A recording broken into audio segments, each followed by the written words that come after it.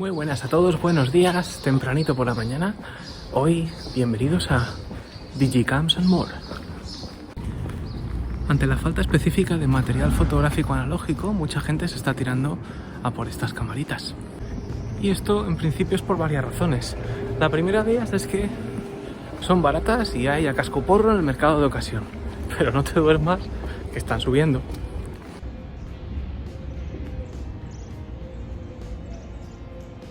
La segunda es que muchas de ellas, en especial las más antiguas, cuentan con sensores CCD que dan unos colores súper chulos. Os dejaré aquí algunas de las reviews que hemos hecho a cámaras con sensores CCD para que las podáis ver. En especial se tratan de los modelos más antiguos, porque ya los sensores CMOS se instauraron como lo básico hoy en día. Otra de las razones es que estas cámaras no producen esa sensación de sobresaturación y sobredefinición que produce el smartphone que llevas en el bolsillo. Son imágenes un poco más crudas. Esto hace que también mucha gente piense en ellas como sustitutos del film por esa sensación de low-fi, de low fidelity que producen en sus imágenes.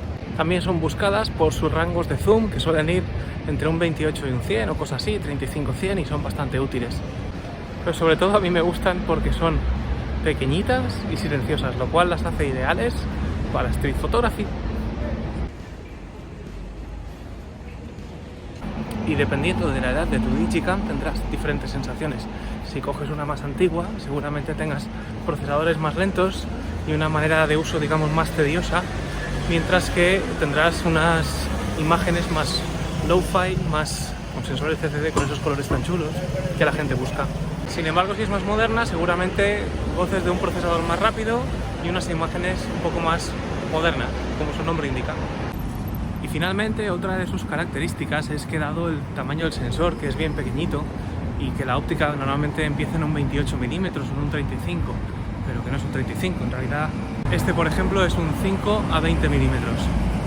Pues siendo un 5 milímetros, aunque dispare la cámara 2.8, vas a tener casi todo en hiperfocal. De modo que con la mayoría de ellas, olvídate de conseguir un bonito bokeh. De este modo, a la hora de hacer retratos, tendrás que tener presente palomo asesino. Tendrás que tener presente hacer retratos contando con el entorno, justamente, sin desenfocar el fondo. Entonces tendrás que colocar al sujeto en un sitio donde resalte, una pared de otro color. Por ello, este tipo de cámara también te obliga a ser compositivamente más creativo que un 50-1.8 tradicional, donde desenfocas todo el fondo y ya está. Eso sí, en condiciones de baja luz, olvídate, a no ser que utilices el flash y este funcione.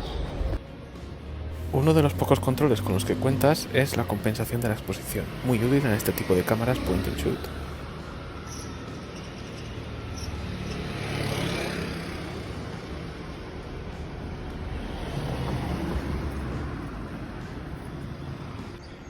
Esto te va a permitir jugar con las luces y las sombras.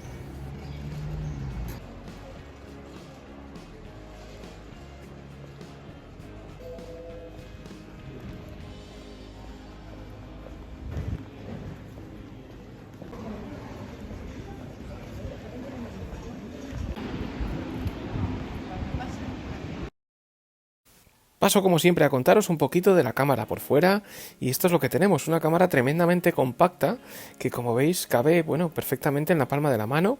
Y bueno, aquí veis cómo enciende, es bastante rápida a la hora de encender y extraer el zoom. Esto es lo que tarda en extraer completamente el zoom y esto es lo que tarda en contraerlo. En este caso yo la tengo también con el punto de enfoque en el centro para reencuadrar, como habéis visto. Tenéis estos tres botones arriba a la derecha para elegir el completamente automático, el modo de fotografía y el modo de vídeo. A continuación tenemos estos cuatro botones en modo joystick, en los cuales el que más uso yo, desde luego, es el botón de compensación de exposición, como os he contado, pero también encontramos modo macro, tal, y el botón de función. Abajo a la derecha, botón de menú y un botón de display que cambia, pues la visualización de la pantalla. Sin más, espero que te haya gustado el vídeo. Si fue así, por favor, déjale tu like, suscríbete al canal para más contenido como este, que es gratis, y muchísimas gracias, como siempre. Paz.